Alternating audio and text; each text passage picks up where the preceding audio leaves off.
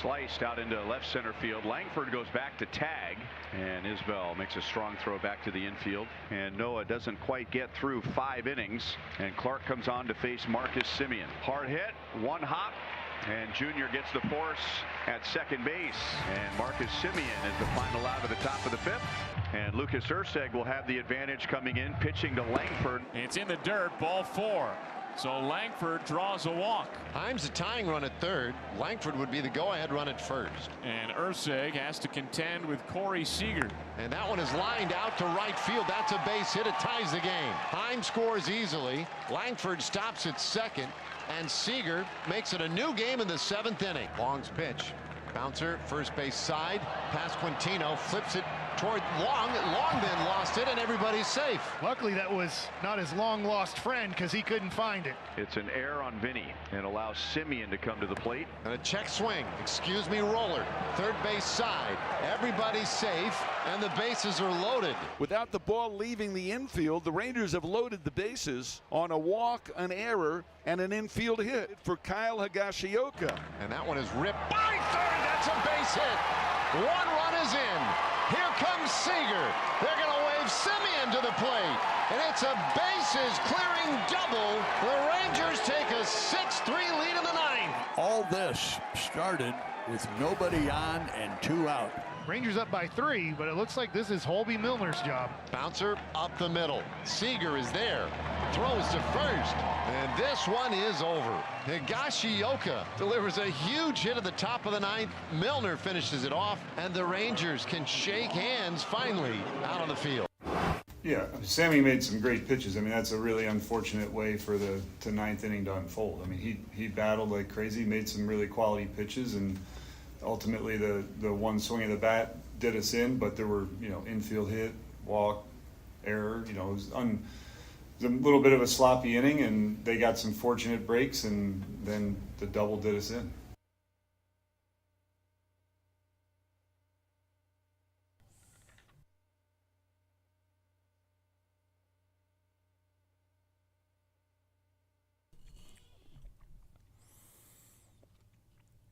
Good morning, Kansas City. This is New Day with SSJ on Sports Radio 810 WHB. It's Thursday, August 21st, 2025. Stephen St. John, Jake Gutierrez.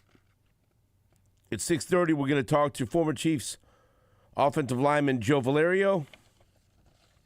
Our baseball insider Buster Olney will be with us at 7:05 from ESPN. Then we'll talk to Gary Dieter and Anthony Sherman in the 8 o'clock hour, and then Jesse Newell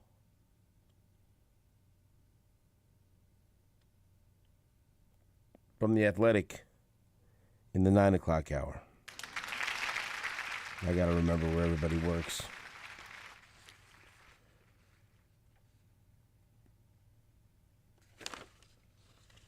Yeah, that Royals game sucked last night. The Royals lose.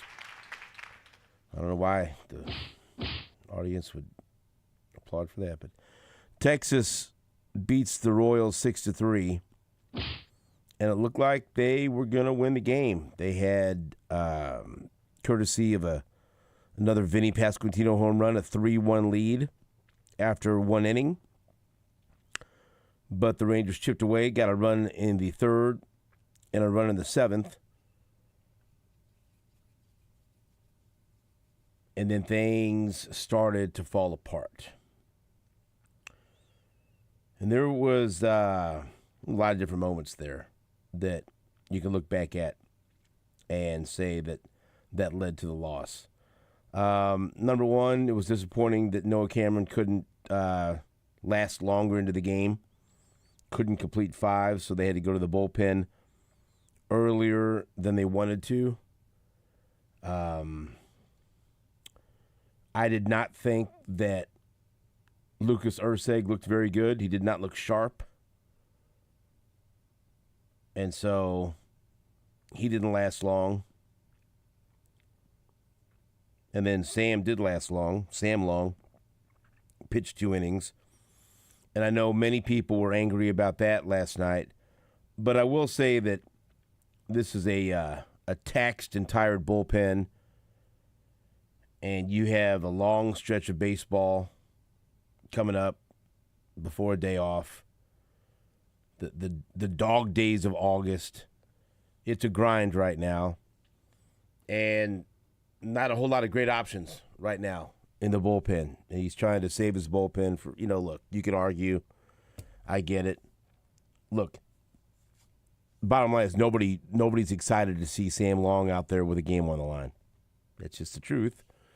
But he was, and he ended up pitching 2 innings, but gave up 3 runs. None of them earned because of a very costly error by Vinny Pasquantino.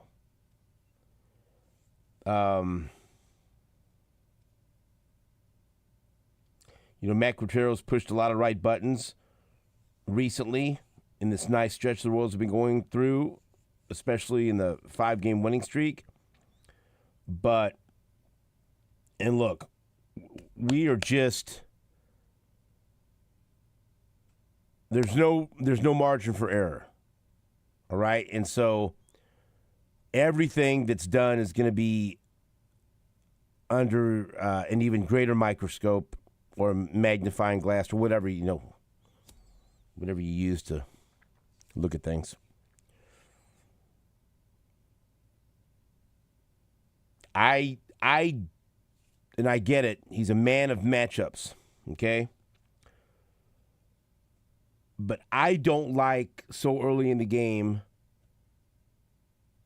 pinch hitting Nick Lofton for Adam Frazier when Adam Frazier has been one of your hottest hitters since he's been acquired. And Nick Lofton has not been a good hitter.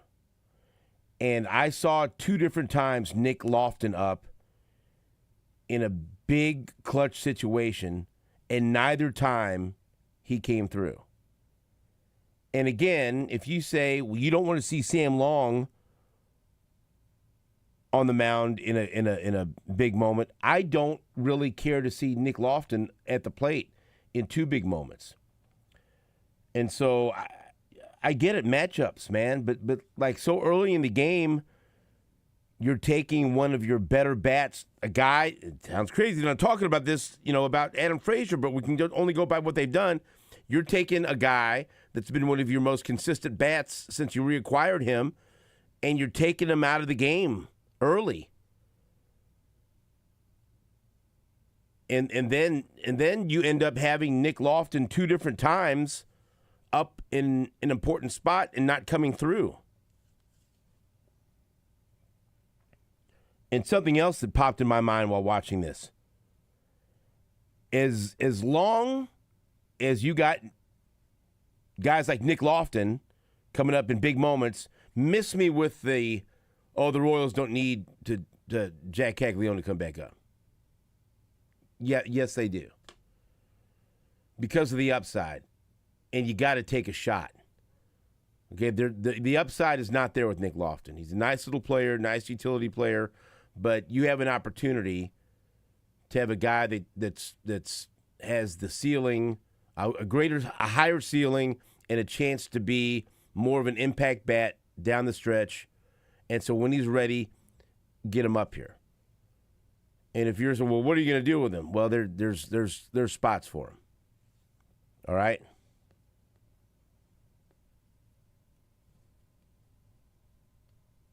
That should not be my main argument right now, but that just popped in my head. Like, hey, I've heard people, well, there's the roster's changed. There's no room for him. Yes, there is. As long as you have Nick Lofton up in a couple of crucial situations, don't tell me you don't have a spot for your top prospect who has shown that there's nothing left for him to prove at AAA.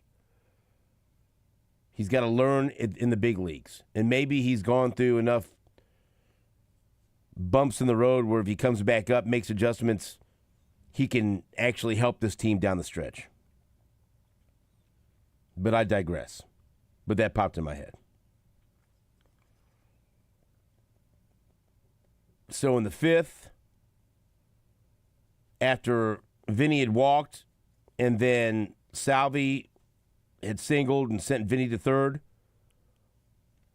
you take the bat out of Frazier's hands, okay, for a matchup, and you bring up Nick Lofton, he pops out. And I get it. He's going by the book with his matchups, right? Did you like it, Jake? No, I did not. Because I just feel like if a guy... Not that early. I mean, fifth inning. There you go. Let the guy hit. I mean, okay. It is possible for a lefty to hit a righty. It happens. And Frazier is a professional bat. Leave him in there. That's getting too smart for me. I mean, I don't know. Because later on in the game, and this one stung for a number of reasons, the seventh inning, after Bobby had singled, Vinny singled, stop right there. That's a big moment. First and third with one out. And you got one of your best hitters up. He has come through so many times this year. But Michael Garcia has to get that run home. Runner at third, less than 2 outs. And he struck out. Can't do it. And at that moment, it was 3-3. And it was the bottom of the seventh. That was a big moment. And so don't forget that. In moments that lost the game, first and third, 1 out, Michael Garcia strikes out. Doesn't get the run home. Then Armstrong clearly wanted nothing to do with pitching to Salvi. 4 straight balls. Why did he want nothing to do with pitching to Salvi, Jake? Because who was coming up after him? Nick Lofton. That's right. And why was Nick Lofton in the game? Because he was pinch hit for Adam Frazier in the 5th. Too early. And they came back to bite him. Yep. And what did Lofton do? He tapped out harmlessly to the pitcher. And so there was 2 opportunities there for Lofton to come through with 2 outs and runners in scoring position, and he came through in neither one of them. Blew both of them. And trust me, on August 21st, in the year of our Lord 2025, I did not think I would be sitting here making an argument or complaining that Adam Frazier didn't get a couple of at-bats. Right? If you had told me that 2 months ago, like, oh, yeah, you're going to be bitching about Adam Frazier getting pinch hit for, like, what? What are you talking about? What are you smoking? What are you smoking? So, I didn't love that. I didn't love it at all. I'm not going to go crazy over it, but I'm just telling you things that bothered me in the game. And then for long, look, do you want him out there for a couple of innings in a tight game? No. But look, the bottom line is this. In the 9th inning, there were 2 outs and nobody on. And he walked Langford. How many times do we say it? Walks will kill you. Especially if you're a reliever, walks kill you. And so right there, don't walk him. 2 outs, nobody on, man.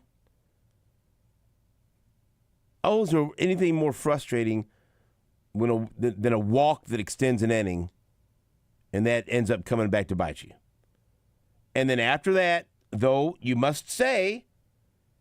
must all say that he got what he needed to get out of the inning.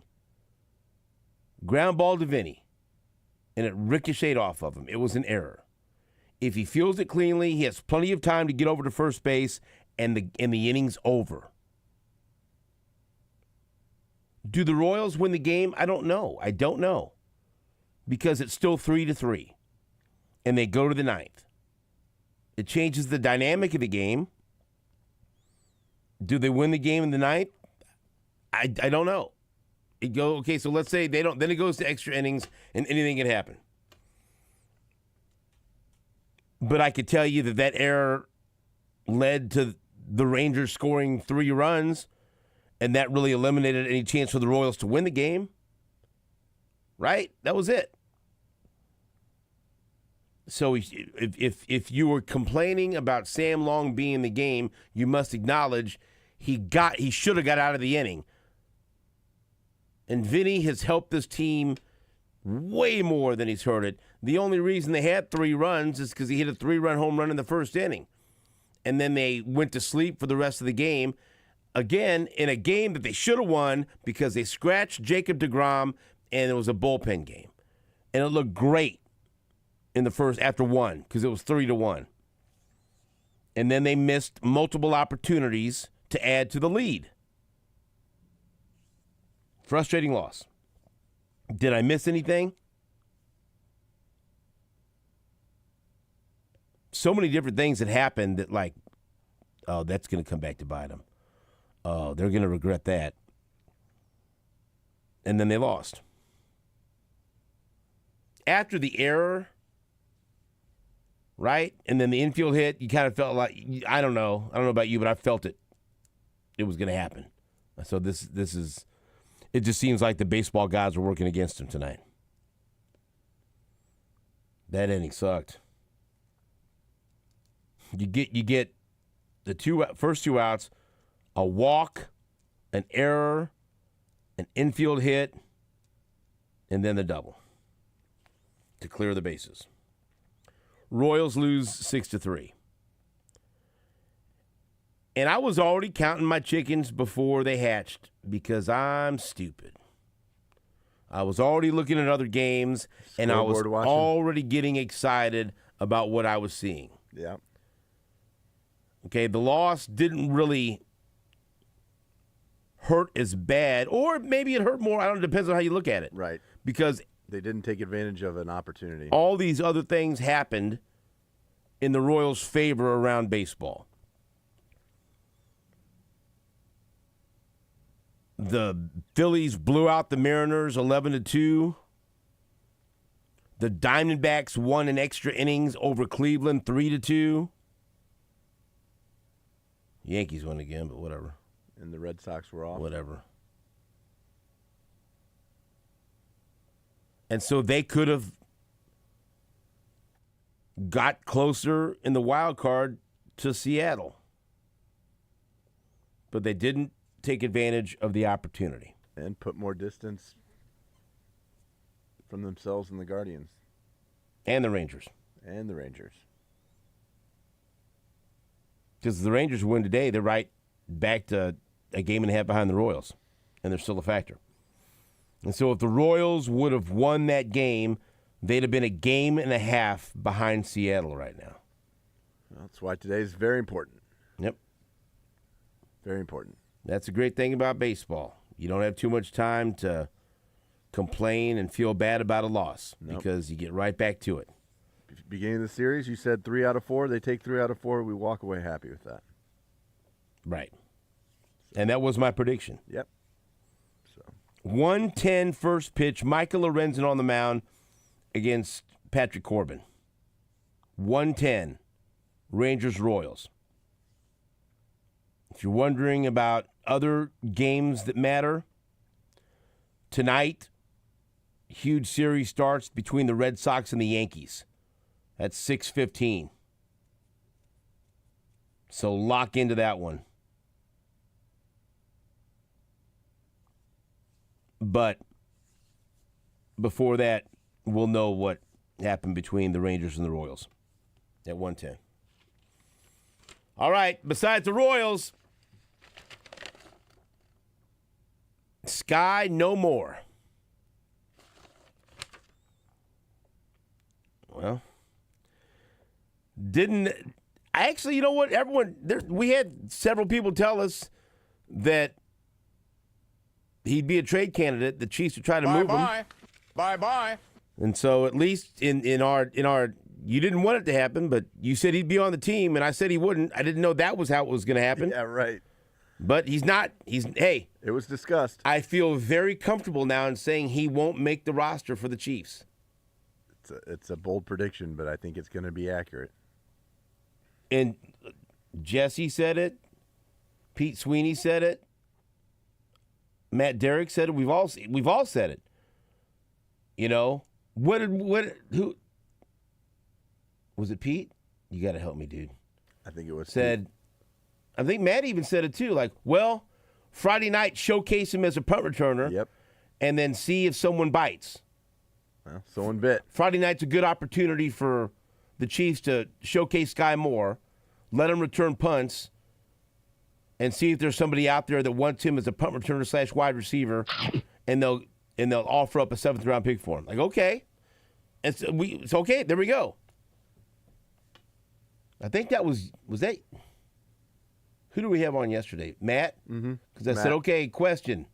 Jake wants to know if Sky Moore is going to make the team. Yep. Well, go out and showcase him and see what you can get. They didn't have to showcase him. Perhaps that 88-yard punt return that he had in the last preseason game was just enough. And the Chiefs will be swapping 7th and 6th round picks with the 49ers in the 26th draft. We'll take it. All right? And a former Chiefs suspension might have helped lead to this. D-Rob. As Demarcus Robinson, now a 49er, was suspended for 3 games earlier in the day.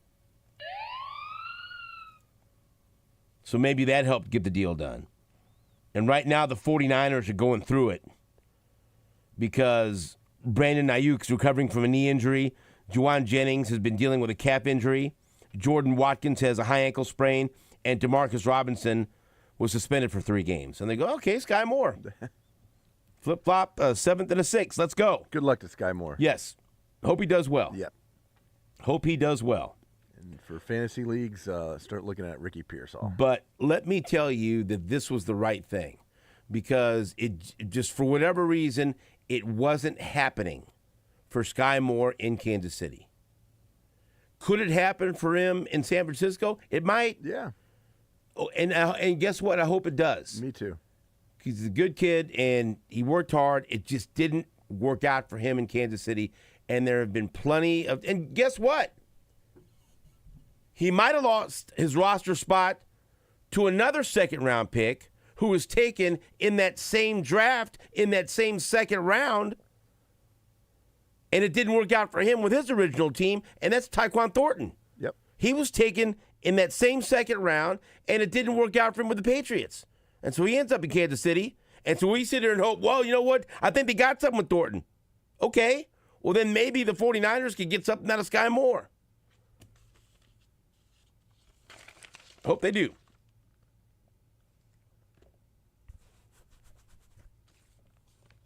Eli Drakewitz sent out a statement.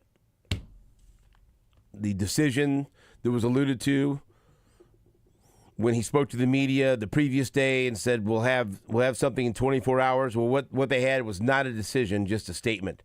And the statement was, I informed the team this afternoon that both quarterbacks will play in the first game. I want to see them in a game day situation to make a final determination. All right. All right. I kind of enjoy it. I know what he's doing. Yeah. I know exactly what he's doing. Do you know what he's doing? I mean, I imagine that he wants Kansas to have to prepare for 2 quarterbacks. Right. He wants to be kind of coy about how they're going to go about this. Yeah. That's how many smart. times? Yeah. And look, they're very different quarterbacks. Sam Horn has a rocket for an arm and is probably the better passer, and Bo Prabula is a tremendous athlete and can run his ass off. Yep. So smart. And look, and guess what? There's always the chance that maybe it's a really tight competition. Yeah, and he wants to see him in hot water. Wants them to teabag Central Arkansas. You know what I mean? Yeah, put him in hot water. Yeah, you don't know what you got in a quarterback until you put him in hot water, like teabags. Right. So go teabag Central Arkansas and find out. Ace of Spades. There's a quote. I don't know. I don't know. All I can tell you is it's reportedly been a close race, and the decision was there's no decision. So there. So you'll see them both in Central Arkansas. And maybe it'll, but guess what? Someone's going to have to start. And as Gabe DeArmond said when he analyzed this at PowerMizzou.com, that would indicate that someone's got the edge. Someone's got to start. Unless, of course, stud running back Ahmed Hardy starts the game in the Wildcat. Just to say, here you go. I'm still not going to give you anything. But someone's got to have the first snap as the true quarterback, and that's who's in the lead. Yeah. We would think, maybe. And then later on, when Dieter and Sherm are here, we're going to talk about the story that Sam McDowell had last night in the Kansas City Star, that someone fired a bullet into Andy Reid's office 15 months ago, and we're just hearing about it now. And he was at the office, and it was like 15 feet away from perhaps striking him, which, good God. So I don't even know like what to say about it or talk about it. But we'll talk about it with Gary Dieter and Anthony Sherman, and maybe we need Anthony Sherman helping to protect Andy Reid. I don't know. So that was wild. Wild report. Right. That's right. Very wild. You think Sam McDowell, you think wild. Exactly. So there you go. Plenty to talk about. We'll take a break. Joe Valerio next on Sports Radio 810 WHB.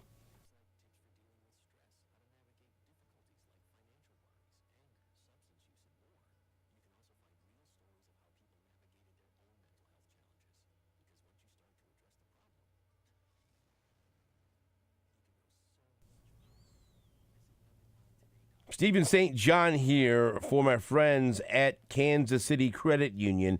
And if you're currently car shopping and need a great loan rate, you need to check out Kansas City Credit Union's rates. Oftentimes, people can get a better rate when they choose to get an auto loan or refinance at Kansas City Credit Union. They have great rates, and you need to check them out now. Visit kansascitycreditunion.com/810sports for more information. Also, if you have been thinking about becoming a member, just know that if you work, worship, or reside in Jackson, Cass, or Clay County, Missouri, you are eligible for membership at Kansas City Credit Union. And they offer free, no minimum balance checking, savings account options to meet your financial goals, direct deposit to account for your check or payroll deduction, no annual fee debit and credit cards. And like I said, auto loans at highly competitive rates. Check them out now. Visit kansascitycreditunion.com/810sports for more information and tell them SSJ sent you.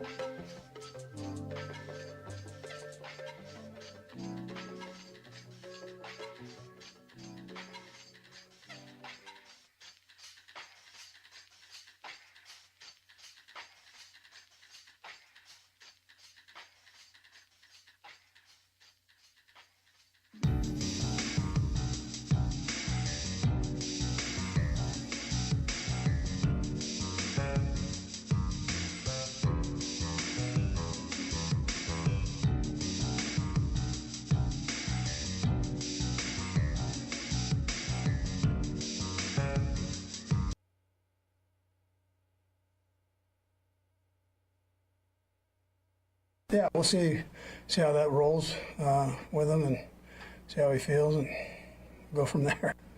Hollywood Brown, any intention on him? How much you want to see from him? How does he look so far? Yeah, I'm going to just play that by ear. I'm going to see how he does through warm-ups and all that. We'll just kind of go from there. And this is day by day right there. So I want no steps backwards on that.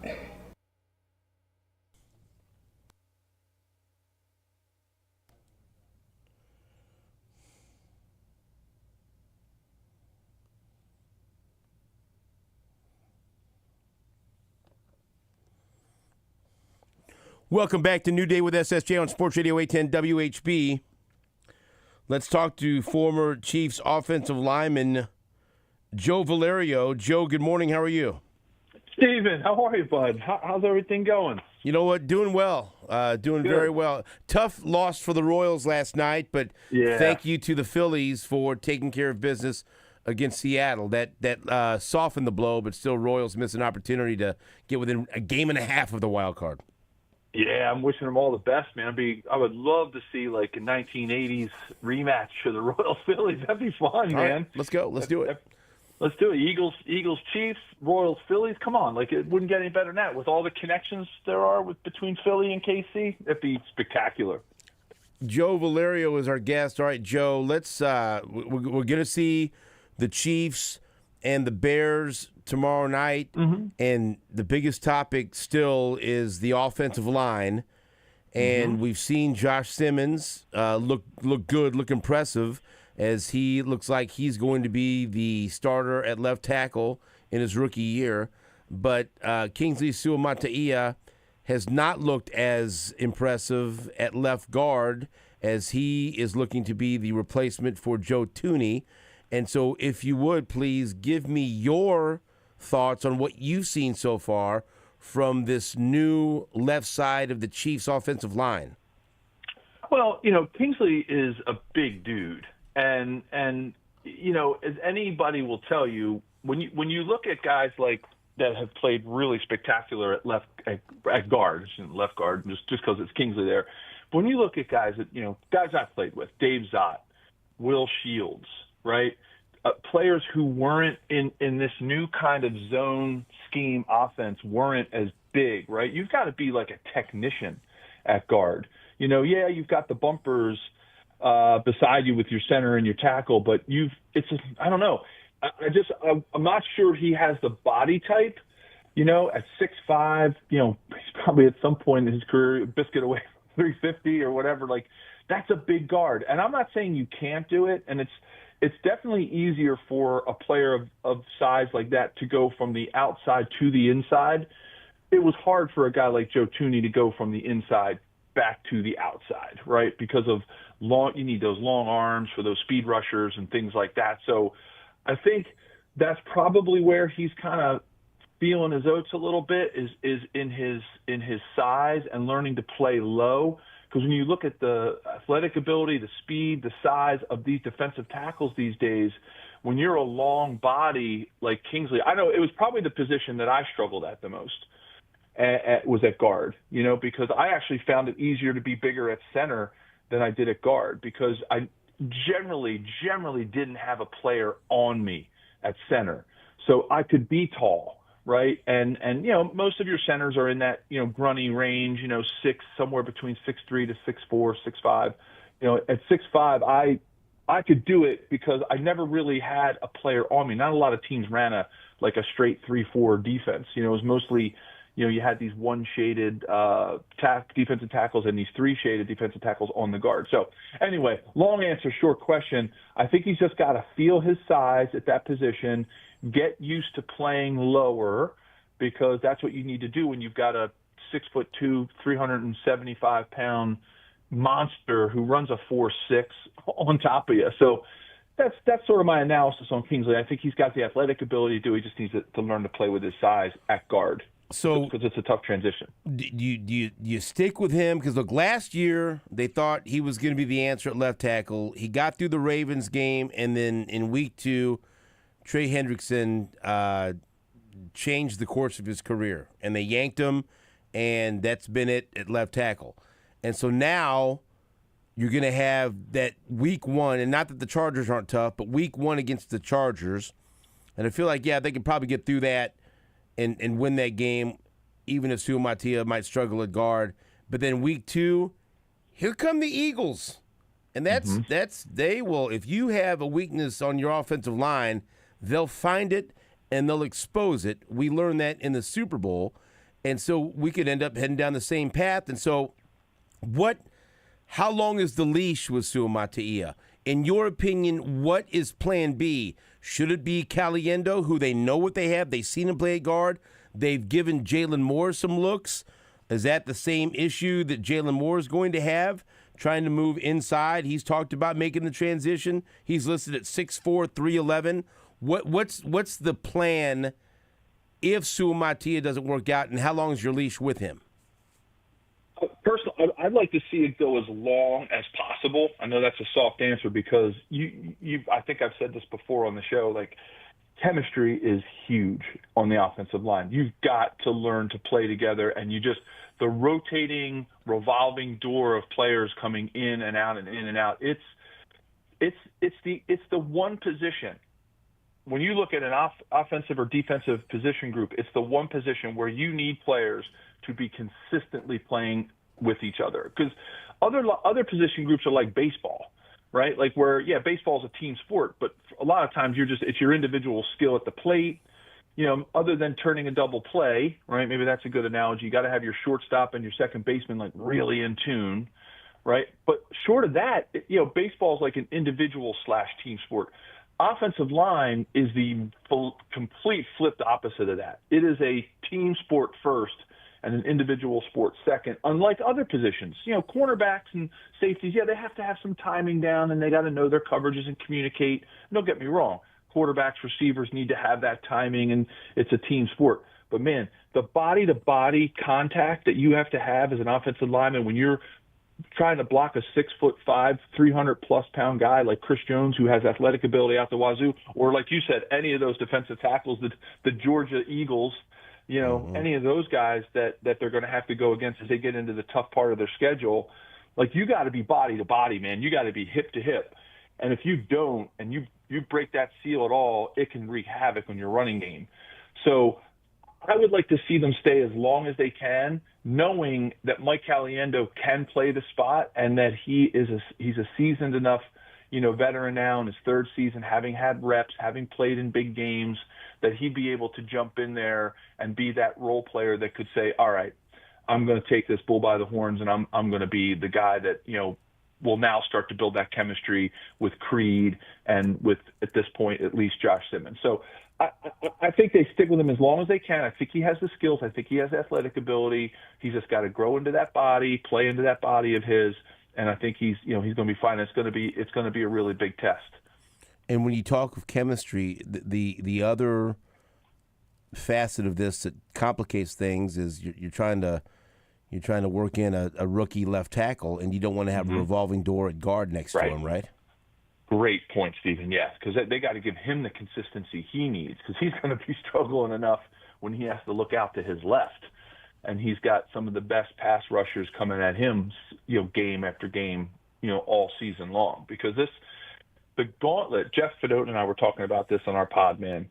The gauntlet that is the first 8 to 9 games of the season for the Chiefs is unbelievable. And what a burden that the NFL put on this team to try to come out of this, thing, better than, we'll call it 6-2, 5-3. I mean, look, don't take this the wrong way, Chiefs fans. Like if the Chiefs came out of the first 8 games 4-4, I wouldn't be like disappointed, or I wouldn't throw up the red flag, because we all know, and we use this term all the time, September is the new preseason, right? These guys are not playing full games. They're still all trying to figure it out, and every team is going through this, not just the Chiefs. And when you look at the schedule for the first part of this season, and Jeff and I have been talking about it on our Believe pod all off season. When you look at, what is it? I think is it 6 playoff teams in the first 8 games? Because you got LA, the Chargers, the Birds, You got Baltimore, Detroit, Washington, and Buffalo, right? They're all playoff. And did Jacksonville didn't make the playoff last year, right? No. So yeah, the Giants were week 3. They weren't a playoff team, and Jacksonville wasn't either. Yeah. So other than that, it's all playoff teams, and I mean like deep playoff teams. Like the Chargers didn't go as far as they probably wanted to, but like deep playoff teams that if Detroit doesn't have a bunch of injuries, they're probably in the NFC Championship, right? And so it's going to be a big test, and I think the Chiefs just have to tough this first part of the season out, and they've got to stick with a line that's going to get chemistry as they go through. Because guess what? They could wipe the slate clean in the last 9 weeks. Like they could easily. I don't knock on wood. I don't want to jinx them, but there's a great chance they could run the table in the after the bye week. So keep the faith, Chiefs fans. If as they're learning and they're finding their way through the first part of the season, all teams are. All teams are, and it's going to be a challenge. So anyway, that was a long way to answer that. I think they should stick with it. Go with a group of 5, and unless something absolutely dramatic happens, where we'll use Kingsley as the example, that he just looks like he can't handle it. They've got guys, right? They've got Mike Caliendo. They've got Jalen Moore. They've got some guys that they can rotate through, and that's why they do that's why Brett Veach is the master of building depth at every position. What is your reaction to the Chiefs trading Sky Moore to the San Francisco 49ers for a flip of 7th and 6th round picks?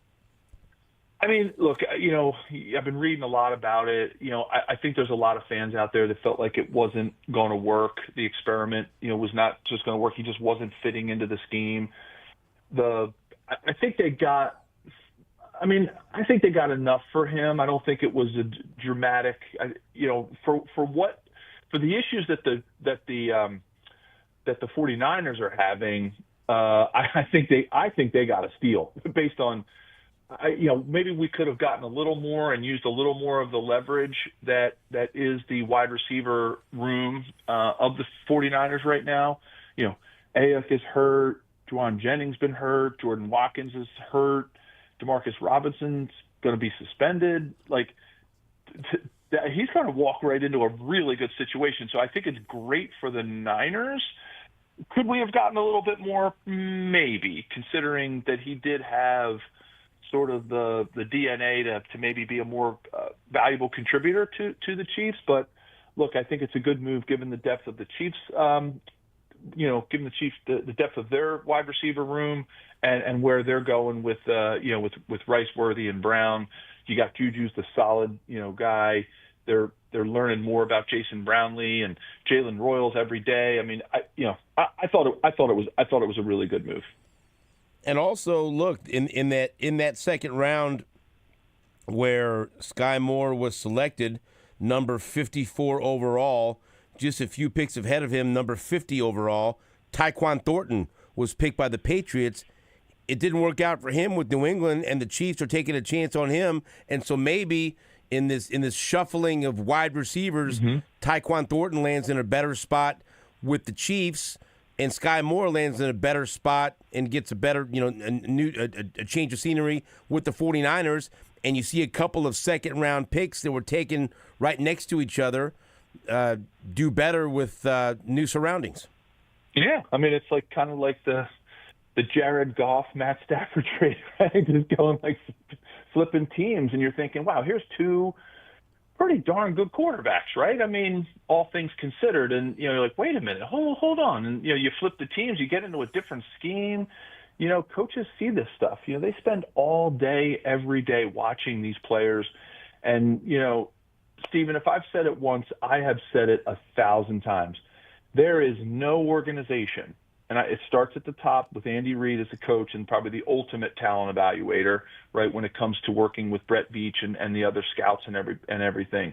There is no team in the NFL that is better at molding its playbook to its players and molding its players to its playbook and how they meet in the middle. I've been using that lesson in my work life, in corporate life, like how if you have a strategic game plan in business or whatever you're doing and you have a playbook and you're able to take the talent that you have and mold it to that playbook, but at the same time, right, be flexible enough to take the people that you have and mold them to the playbook. I mean, that is what Andy Reid, I believe, is. And I'm going to go out I'm going to make a bold statement. I believe, in my observations, he is the best coach who have ever stepped on a field that's able to do that. And you could probably throw Belichick into that arena, because he really had, some teams where you're like, who was, other than, Brady and a couple of guys, Gronk, you're like, wait a minute, who were his wide receivers? Like, they're a player, guy won, multiple Super Bowls back to back, all that jazz. And he did it with guys that you can't. It's not like you go back to those 1970s and 80s Steelers. I still can, to this day, name those guys: Lynn Swann, John Stallworth, Terry Bradshaw, Franco Harris, Mel Blount, Rocky Bleier. Like, he didn't have that kind of team, right? And so could you put Belichick in that category? Maybe, but I think Andy Reid's the best at it. All right, we got a couple of minutes left, Joe. Bears are at the Chiefs, Arrowhead Stadium tomorrow night, final preseason game for the Chiefs.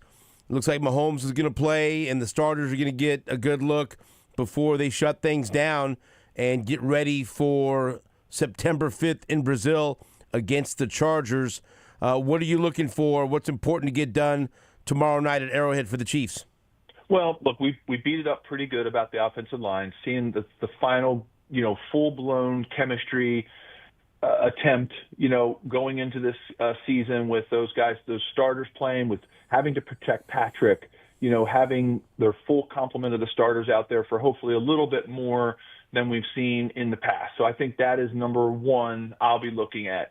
Number two is, and a lot of times defense for me gets lost in the sauce, right? Because I tend to really focus on offense because it's what I know, right? But I'm excited about what the Chiefs defense will see in this up and coming Caleb Williams. I think he's having a great offseason. He's having a great preseason, and I think seeing the Bears offense out there that's kind of humming a little bit. Like, I think they're playing really well right now through this preseason, and seeing how they can corral a DeAndre Swift. They got one of the best tight ends in the business in Cole Kmet, or at least in the NFC. I can't wait to see what Joe Thuney does coming back, a little homecoming for him. Like, this is one of the more improved teams in the NFC. So I'm actually really excited this is their last preseason game, because I think it's going to be a good test to see where the Chiefs are going into opening day. All right, Joe, wrap things up and just tell people about the podcast so they can check it out.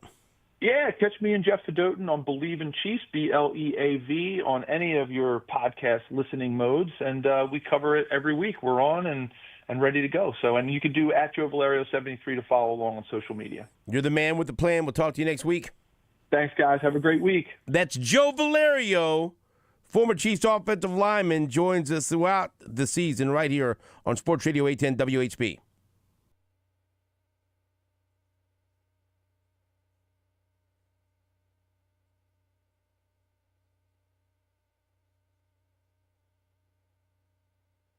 Stephen St. John here for Diamonds Direct, and I've told you many times about Diamonds Direct and how they will treat you like a VIP if you go see them off 119th and Row and ask for the GM, Angie, or the store manager, David. You can also talk to my man, Tom, and they are ready to help you. And right now, it's a pretty amazing deal. Buy an engagement ring, and you get the wedding band free.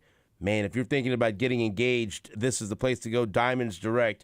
Diamonds Direct is direct. No extra layers, no nonsense. Just quality diamonds at a price you can actually feel good about. The selection is huge. Also, how about this? Everything from $500 gifts to once-in-a-lifetime treasures. You can find it all at Diamonds Direct. Diamonds Direct, off 119th and Row. And when you go to Diamonds Direct, be sure to tell them that Stephen St. John sent you.